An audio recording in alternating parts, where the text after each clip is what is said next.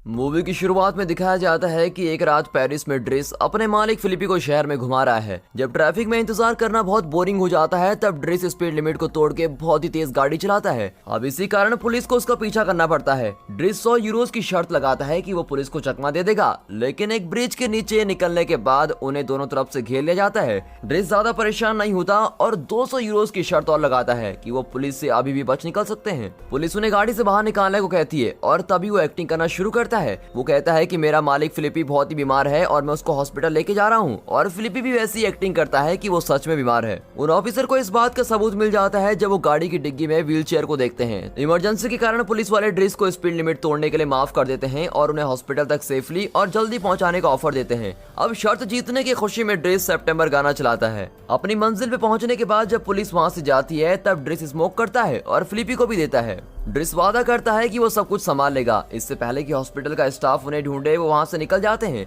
ये दोस्ती काफी महीने पहले शुरू हुई थी। फिलिपी और उसकी असिस्टेंट मेगेली फिलिप की देखरेख करने वाले का इंटरव्यू कर रहे थे, पर ये इंटरव्यू कुछ बढ़िया नहीं हो रहा था क्योंकि जितने भी लोगों ने इंटरव्यू दिया उनके सवालों के जवाब बहुत ही अजीब थे या उनके एक्सपेक्टेड जवाब से मेल नहीं खा रहे थे। वो लोग अचानक से ड्रेस के अंदर आ जाने से हैरान हो जाते हैं क्योंकि अभी उसकी इंटरव्यू की बारी नहीं आई है। ड्रेस बोलता है कि उसे बस कुछ पेपर्स पे उनके साइन चाहिए कि वो लोग उसे काम पर नहीं रखेंगे ताकि उसे बेरोजगार होने का फायदा मिले। अब ड्रेस बहुत मुफट है और थोड़ा रूड भी है। वो मेगेली पे लाइन भी मारता है पर फिलिपी को वो बहुत ही दिलचस्प लगता है और वो उसको अगले दिन आके साइन किए गए पेपर्स ले जाने को बोलता है। ड्रेस अपने घर में जिस छोटी सी जगह में रहता है वहाँ वापस जाता है। वो नहाने जाता है पर उसके छोटे भाई बहन उसको परेशान करने लगते हैं। अब उनमें से सबसे बड़ी बहन मीना, जो काफी जिम्मेदार है, वो उन बाकियों को वहाँ से हटाती है और उसको नहाने देती है। अब अपनी माँ के आने के इंतजार करते हुए ड्रेस खिड़की से बाहर देखता है तो उसका भाई एडम छुप के किसी से गाड़ी में मिलता है। जब एडमा घर आता है तब बोलता है कि वो स्कूल में था और अपना बैग उठा के फिर से चला जाता है, जिस वजह से ड्रेस और श्योर हो जाता है कि एडम जरूर कुछ छुपा रहा है। जब शाम को उसकी माँ आती है तो ड्रेस उन्हें चुराया हुआ फेवरेट जैक तोहफे में देता है और उनके पूछने पे ड्रेस बताता है कि वो छुट्टी के टाइम बाहर था। ड्रेस की माँ उसको देख के खुश नहीं है क्योंकि वो 6 महीने से गायब था और उसने एक भी कॉल नहीं की और अब तो अचानक ऐसे आ गया जैसे किसी होटल में आया है। वो उसके झूठ से बहुत ही तंग आ चुकी है और उसको बाकी बच्चों को भी देखना है, इसलिए वो ड्रेस को घर से बाहर निकाल देती है और दोबारा कभी न लौटने को बोलती है। अब ड्रेस रात भर स्मोक करता है और अपने पड़ोस के दोस्तों के साथ रहता है। अगले दिन ड्रेस फिलिपी के घर अपने पेपर्स लेने जाता है और वहाँ उसे योवेन नाम की घर की रखवाली करने वाली मिलती है जो उसे सब कुछ दिखाती है और फिलिपी के रूटीन के बारे में बताती है। वो उसे वो कमरा दिखाती है जो उसे मिलेगा और साथ ही उसका बाथरूम भी। ड्रेस बाथटब को घूर रहा होता है कि तभी उसे फिलिपी के पास ले जाया जाता है जो उसको साइन किए गए पेपर्स देता है और नौकरी ऑफर करता है। ड्रेस 1 महीने के ट्रायल के लिए बोलता है पर फिलिपी उसे बोलता है कि वो 2 हफ्ते से ज्यादा नहीं टिक पाएगा। अब ड्रेस अपना सामान कमरे में रखता है और फिर उसको सिखाया जाता है कि फिलिपी का ख्याल कैसे रखना है, उसे फिलिपी की टांगों में मालिश कैसे करनी है, उसको व्हील चेयर पे कैसे बिठाना है, उसके नहाने में उसको कपड़े कैसे बदलाने हैं, उसको सब कुछ सिखाया जाता है। जब ड्रेस को पता चलता है कि उसे फिलिपी को लंबी स्टॉकिंग्स पहनानी है और उसके टॉयलेट इस्तेमाल करने के बाद उसको साफ करना है तो चीजें थोड़ी अजीब हो जाती हैं। चाहे वो कितना इनकार करता कि वो ये सब नहीं करेगा, फिर वो फाइनली उन्हें अपना काम का हिस्सा समझ के करने को तैयार हो जाता है। बाद में उस शाम को जब ड्रेस छत में बैठा होता है तभी वहाँ फिलिपी की बेटी एल्सा और उसका बॉयफ्रेंड आ जाते हैं जो किस करने के लिए कोई अकेली जगह ढूंढ रहे हैं। ड्रेस बहुत जल्दी फिलिपी की रूटीन को समझ जाता है और उसमें ढल जाता है। चाहे शुरुआत में वो थोड़ी गलतियां करता है, जैसे फिलिपी के कान पे फोन लगाने की जगह उसको हाथ में पकड़ाता है या फिर नहाते समय एक छोटे से मॉनिटर के बारे में भूल जाना, पर वो इन सब गलतियों से सीखता है। वो ज्यादातर जो चिट्ठियां फिलिपी के लिए खोलता है उन्हें अलग अलग फोल्डर में रखना सीखता है, पर काफी ऐसी पर्सनल चिट्ठियां होती हैं जिन्हें खोलने की उसको इजाजत नहीं होती। ड्रेस की नई जिंदगी में बस काम ही नहीं है, वो मजे करता है और मेगली पे लाइन मारने का मौका कभी नहीं छोड़ता। कभी कभी वो लड़कियों को अपने बिस्तर में भी बुलाता है। अब एक सुबह यौन उसको डांटने के लिए उसके कमरे में आती है कि वो बहुत लेट हो चुका है। उसे ड्रेस के बैग में कुछ खतरनाक औजार मिलते हैं पर वो उनके लिए कुछ नहीं बोलती। ड्रेस का आज का काम है कि वो फिलिपी को गाड़ी में बिठाकर घुमाने पे ले जाए। वो उसको वैन के पीछे कार्गो की तरह डाल के घुमाने से मना कर देता है और एक अच्छी सी गाड़ी जो वो ज्यादा इस्तेमाल नहीं करते उसमें चलने को बोलता है। फिलिपी जिसे पहले ये सही नहीं लगता था वो बोलता है कि उन्हें समझदारी से काम लेना चाहिए। जल्दी रफ्तार से भरी गाड़ी के ख्याल से बहुत ही एक्साइटेड हो जाता है पर यौन इसके लिए अभी भी मना करती है।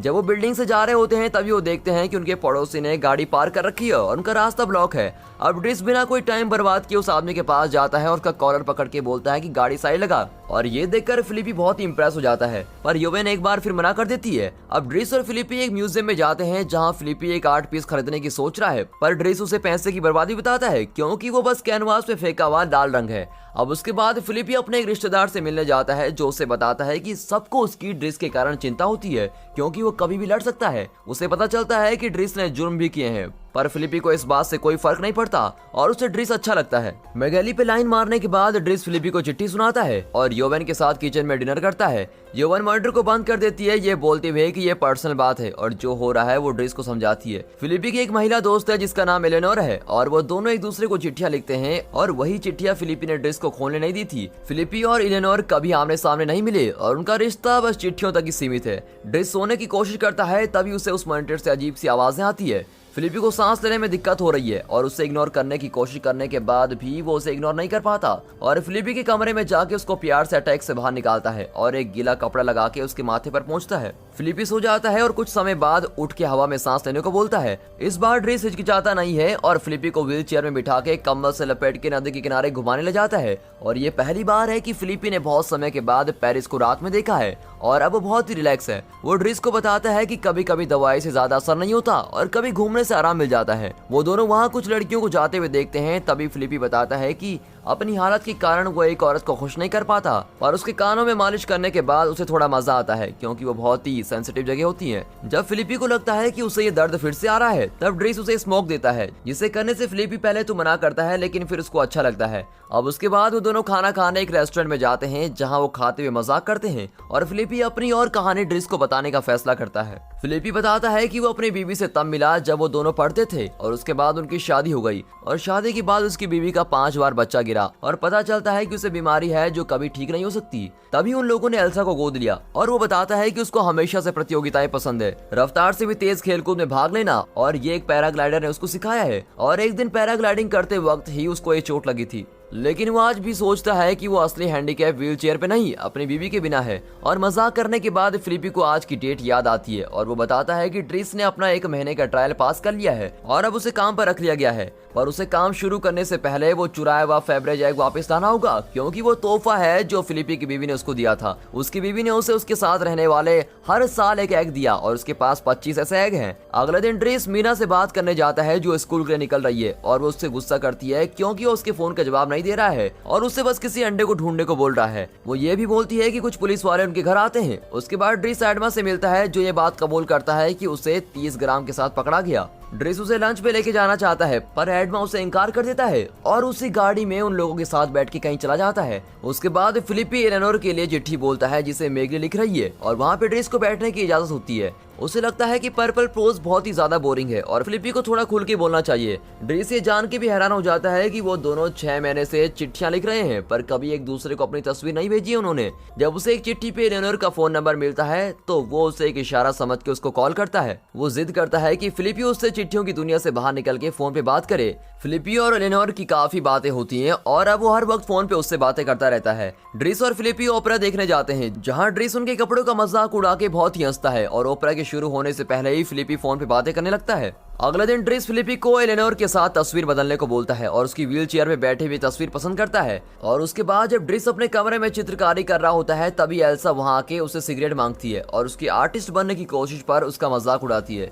ड्रिस गुस्सा होकर बाहर निकलता है और वो फिर फिलिपी को देखने जाता है जो अभी योवेन से उसकी एक नई तस्वीर चुनने को बोलता है। ड्रिस के कमरे में आने से पहले योवेन तस्वीर को एस्कॉर्ट फाइल में छुपा देती है। ड्रिस फिलिपी से शिकायत करता है कि उसे एल्सा को थोड़ी तहजीब सिखानी चाहिए, जिस बात पे योवेन भी सहमत होती है। फिलिपी एल्सा से बात करके उसको समझाने को बोलता है लेकिन वो ज्यादा हैरान इस बात पे होता है कि जब उसे पता चलता है कि ड्रिस पेंटिंग कर रहा था। अब दिन बीतते जाते हैं और ड्रिस और फिलिपी की दोस्ती और भी ज्यादा गहरी होती जाती है। ड्रिस फिलिपी को बर्फ में खेलने के लिए ले जाता है, फिर फिलिपी ड्रिस के लिए उसका पहला सूट लेके आता है। जब ड्रिस अपनी पहली पेंटिंग बनाता है तो उसको मेगली को दिखाता है और जब उसको किस करने की कोशिश करता है तभी मेगली उस पर थप्पड़ मार देती है। फिलिपी को पेंटिंग बहुत पसंद आती है और वो वादा करता है कि वो उस पेंटिंग को बेचने की कोशिश जरूर करेगा। वो दोनों साथ में बहुत ही अच्छा समय गुजारते हैं और साथ में बहुत चीजें एंजॉय करते हैं जैसे कि तेज रफ्तार की गाड़ी में घूमना, साथ मिलकर स्मोक करना और लड़कियों को हायर करना भी।